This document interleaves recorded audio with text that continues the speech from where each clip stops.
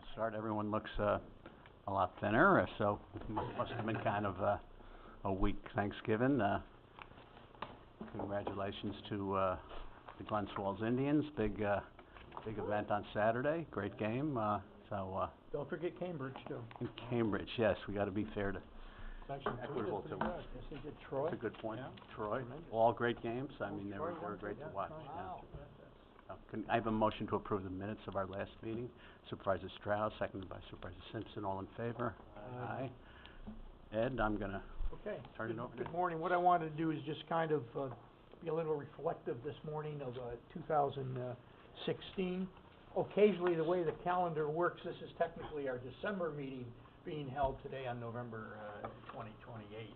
And we had a meeting earlier this month as well. But what I wanted to kind of define and outline is I think that EDC in 2016 undertook with some success in some key areas in advocating for key important economic programs for the county. Number one is with broadband. It's a marathon run that we have. It's not going to happen overnight, not quick enough for all of those that don't have access to high speed, but I think that we are moving in a very positive direction.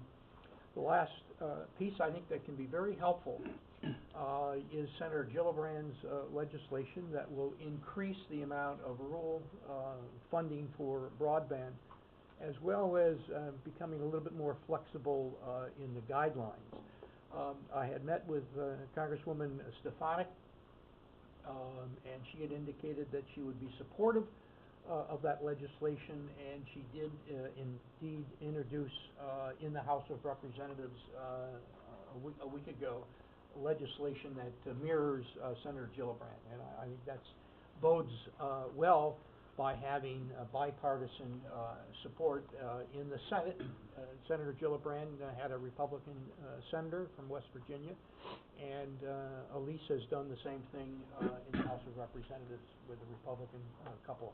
So I think that will be supportive, and I think that that's one area where Congress can come together and agree, and I think that we will be receiving support from the White House as well on the broadband. So that's an area where, combined with the FCC, the Federal Communication Funds, and Governor Cuomo's New York Connect program, I think that we have outlined a plan of attack for 2017. So I think that 2016, with our advocacy and the fact that Senator Gillibrand came to Glens Falls to announce this is significant for Warren County.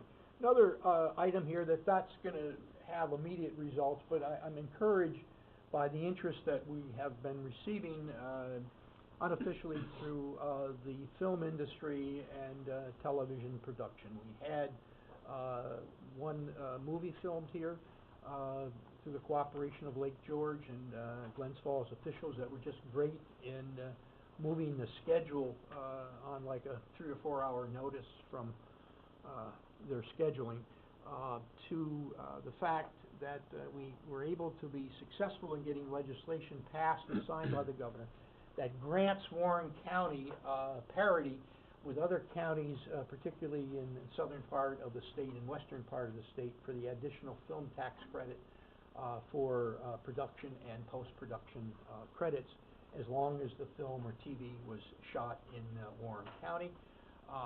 This combined with the fact that we look to create a Warren County Film Commission in 2017, I think that will be helpful. During their stay here for the movie, they did stay in motels in the area. They did eat at local restaurants, and it's just another little tool for our economic development for Warren County.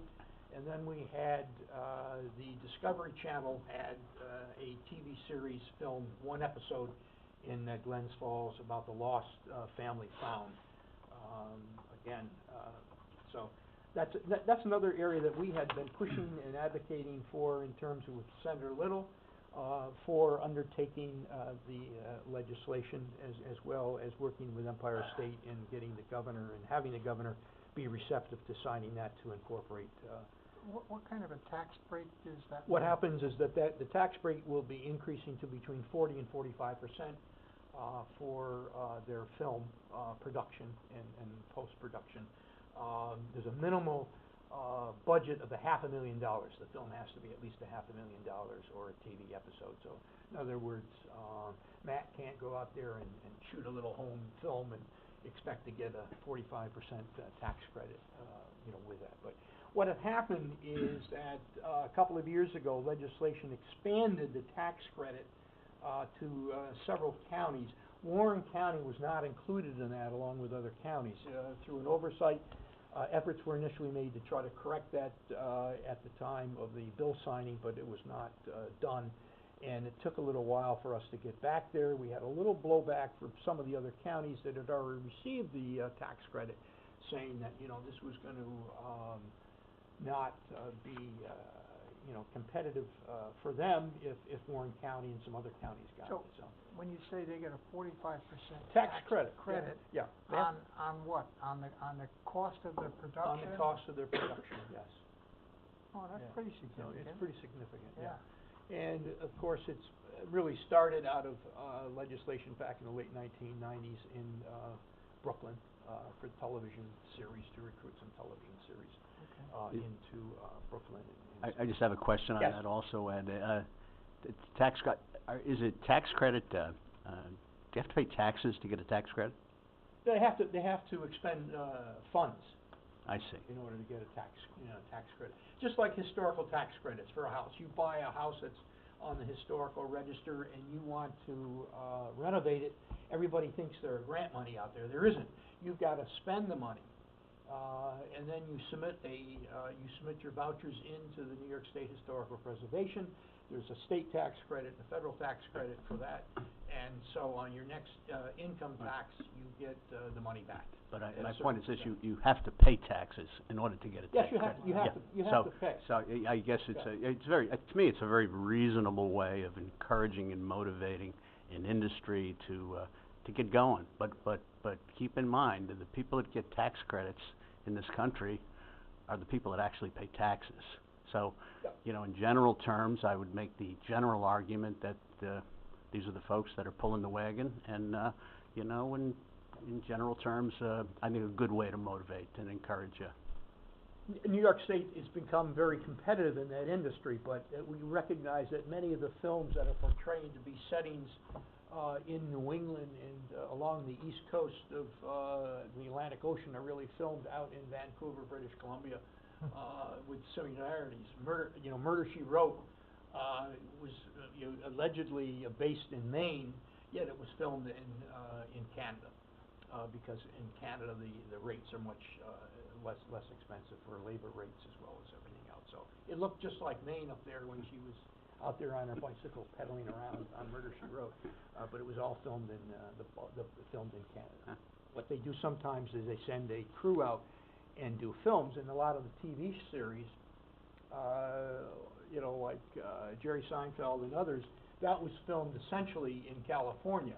They did go to New York once in a while and have some walkarounds and filmed on the outside, but the bulk of that film was filmed in So what New York State has tried to do is make it more attractive for the film industry and TV to be entire series, and obviously some of your SCI shows and so forth are filmed entirely in New York City. Another area that we undertook and received great support was working with AngioDynamics, and the former CEO, Joe DeVaio, was the chairman of the medical device committee that led the charge for either abolition of the 2.3% excise tax on all manufacturing products in this country, or assembling certain parts. It was a 2.3%. AngioDynamics, which many of the supervisors toured a couple of weeks ago, had to pay in over $11 million into Obamacare during that period of time. Senator Schumer in the Senate, and again Congressman Elise in the House, again some bipartisan support, were able to get at least a 2-year suspension of the 2.3 excise tax. Angiodynamics, as they had mentioned out on the tour, is using a portion of those monies for research and development now, as well as new employment for that. The big issue will be is that this was a major component of the Obamacare, and if that continues, they're going to have to find a replacement or change in Obamacare. That was the big issue that Senator Schumer explained to us, that they did this understanding the impact it was having negatively on medical devices, particularly in New York State, but at some point they've got to find a solution for that big hole, and that's billions of dollars that they were anticipating from that. Just in the 2.5 years, Angio paid in $11 million in taxes, and in Warren County alone, including those that perhaps may reside in Washington and northern Saratoga, about 2,000 employees are directly employed by Angiodynamics, C.R. Bard, Precision Extrusion, and Bates in South Glens Falls. Comes up about 2,000 people. Those people live all through the area, in the area. So those were 3 particular areas. We also undertook this year, and we were able to have the Capital Region Economic Development Council come to Glens Falls, at least a couple of members, and to meet with various municipalities as well as companies looking for support for their projects on the CFA project. And we had, the Finch paper was present and made a presentation, and Peter, you talked about that at the last Board of Supervisors meeting in terms of Finch paper does not like to have the sludge called sludge. I've been corrected numerous times. It is paper residuals that we must talk about. But they have developed a concept. That project is about a $5 million project. They've submitted a request for $1 million. It would add 12 new jobs to the area, and most importantly, it would continue to take about 50,000 tons of paper residuals out of the landfill in North Umberland a year. We had supported and worked with Finch Paper 3 years ago to get a $1 million grant for their $12 million wood yard project in there. So that was one project. That project has received a priority. All that means is that they've received additional 20 points on their score. The governor will be announcing the winners of the Capital Region funding in early December. There are 10 regions. 5 of the regions, the top 5 will receive $25 million each. The bottom 5 will receive $10 million each. And if we're among the top 5, those projects that have been submitted, and Wayne spent a lot of time working on a number of projects with the First Wilderness as well as with trails and other areas, we're in good shape if we get to 25. If we get 10, there'll be some reduction in those particular areas. Other and Wayne participated and came down and provided a number of projects for Warren County that day, along with Gene Merlino came and undertook his need for some wastewater improvements over in Luzerne.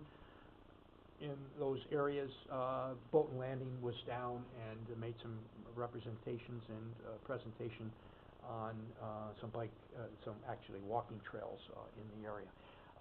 Adirondack Craft Beverage in Lake George came down, John Carr. They have received a priority designation along with the Park Street Elizabeth Miller Theater.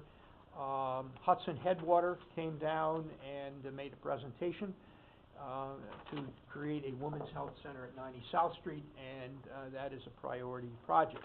But again, just because you get the extra 20 points, that doesn't mean you're going to get funding, so we have to hold off on any applause until after December to see where we go in regards to that area there. And I think that we have a good chance if we can get that $25 million. Earlier in the year, EDC undertook and worked with the city on the $10 million application. That process is going through February. If you have not filled out the survey for your ideas on downtown, it is still online at www.gfdri.org.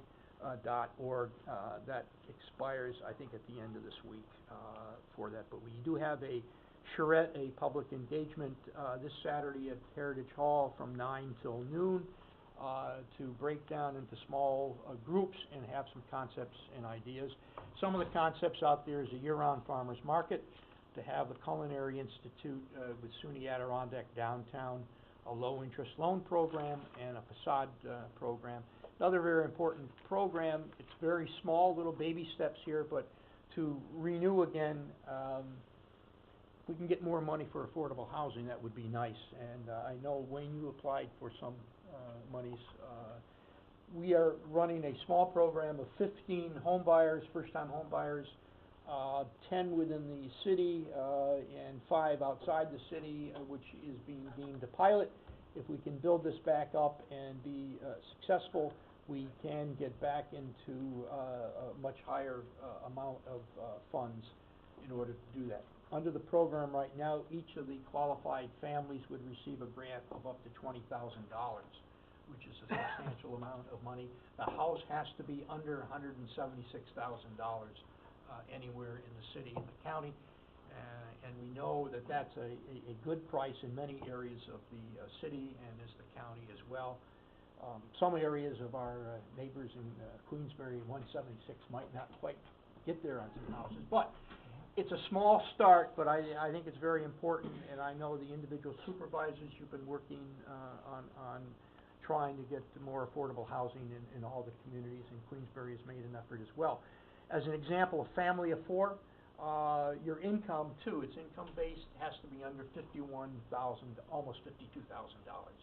So it's, in a family of 2 is $41,500.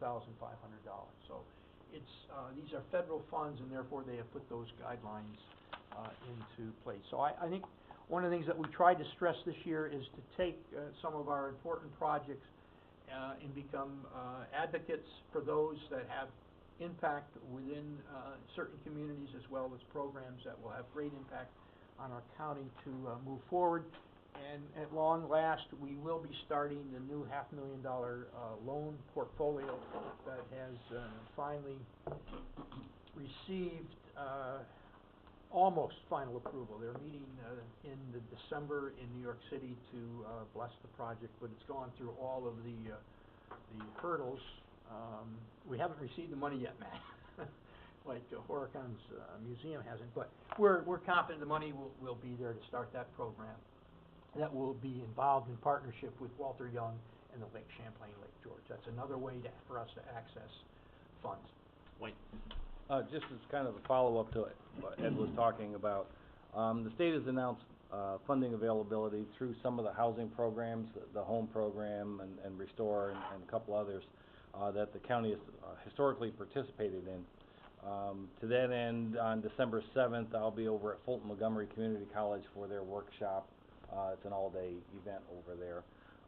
But that's, you know, kind of the guidelines, and you need to have your name on the list attending one of the meetings to really be considered.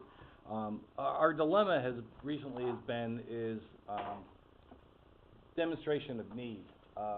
You know, they want more detail than what we're able to provide by what's called a windshield survey. You know, they want a lot more backup information that takes time to gather. You know, I'm going over to that meeting on the 7th to kind of reacquaint myself with what their requirements are. I don't know if we would have an opportunity to submit a funding request this year or not, but I may be coming back to the committee saying we need to do some things to prepare ourselves for the next round. We've been out of the game for, you know, a few years now, and the state has kind of changed how they do business, and so we need to change with that. So to that end, as I said, I'll provide a follow-up, and I don't know if we'll be recommending submitting an application this year, because there's no sense submitting one if you're not going to be competitive. I'm just going to be upfront. It'd be a waste of effort, but we'll see what they're going to require for a statement of need and verification of need, and go from there. They've greatly changed the rules and regulations, as well as there has not been significant pool of money. Right. That has hindered the ability, because Warren County for many, many years with Wayne and Patricia have led the way in housing in the area, in the community development programs and so forth, but it's just been very, very small. They've got a institution of some monies, as well as whole new cast of personnel that are running this. They came about as a result of an audit from the federal government, that they had to make some changes in the way they had to operate their business out of homes and community renewal. Last thing I just wanted to mention and follow up in brief discussion with Peter. There was a recent announcement in the Post-Star on firm Mohawk that is moving in, to the area. Again, we had met with them for the past year and a half and had provided them various site locations for them to take a look at in the area. In addition to the issue of sales tax, from our perspective, the reason for their move in this area was because the number of vendors that they work with. They wanted to be a little bit closer to the action, meaning the ski centers. They do some business with West Mountain. More importantly, I shouldn't say more importantly, but equally important, they do quite a bit of business with New York State and Gore and Whiteface, and they also go over into Vermont as well. So being located here, kind of along the eastern border, was equally important to them in being nearby access to Interstate 87. So they looked at a number of locations within Warren County. We were glad to play a part and pass that off to Mr. Taylor and the Warren Washington IDA. Wonderful. Again, that's a cooperative, collaborative effort. When Bud gets some inquiries, he will pass them on to me, and I do the same once they are looking at various options to do that. Ed, how is Just Water doing? Jim Sippelman would be much better to be able to tell you the financial, but I think that they are expanding on a weekly basis into various areas. They've just gotten water out to the University of Colorado, as an example, that they're going to be distributing water. So they're continuing to move ahead in a very positive area and do well. They haven't outgrown their facility yet. They have not outgrown their facility yet. Supervisor Leggett. Just to Hey, add, Chris. hi, Ed. Just to add to what Ed was saying about Mohawk Industries coming in sales tax, because Warren County does have 7% sales tax. It's a game changer for them relocating here versus other counties that were at 8% or other. Right, yes. And again, the distinction being the sales tax is calculated on where the manufacturer is indeed located. Is that, That's what they're, yeah. where they pick up the goods, right? Actually, if you are assembling portions thereof, you can get a little bit of a sales break on that. But for instance, Gore Mountain is in Warren County, West Mountain is in Warren County, so those individuals get a sales break. It's like a car dealership. A car dealership, many years, the misnomer is that wherever the car dealership is located, that's where the sales tax goes back to. It's incorrect. It is the owner of the vehicle. So if the owner of the vehicle that buys from Della on Quaker Road is in Schenectady, the sales tax goes to Schenectady County and not to Warren County in that particular area. Warren Ford does wonderful business, and they also have a number of Warren County people that buy their cars there, and they do very well, but they also have a significant other customer base that lives outside of Warren County, and if we could figure out a way for Kevin to capture the rest of that sales tax, Won't let 'em out. you'd be in good shape to do that. But that's kind of a misnomer on some of the sales tax. Ed, but if issues. they sell a lot to state, Mohawk, Yeah. there's no sales tax. There, but there is additional benefits, obviously, selling to the state. Well, West Mountain, obviously, Yeah, right. is private. It's another, it's a small cluster that's beginning to develop related to the snow industry. Those are what we call indirect, results of economic development for the ski centers with West, and West is undertaking some potential expansion plans that they're evaluating right now as well. And Gore continues to make improvements with Mike Pratt and Orta, particularly in the bike trails and so forth, to make it, like with West, year-round activities. They can't have another year of no snow. Very good. Anything else? Could we get a motion to adjourn? Supervisor Montesi, Supervisor Strauss seconded. All in favor? Aye. Why don't we jump right into LDC if we can.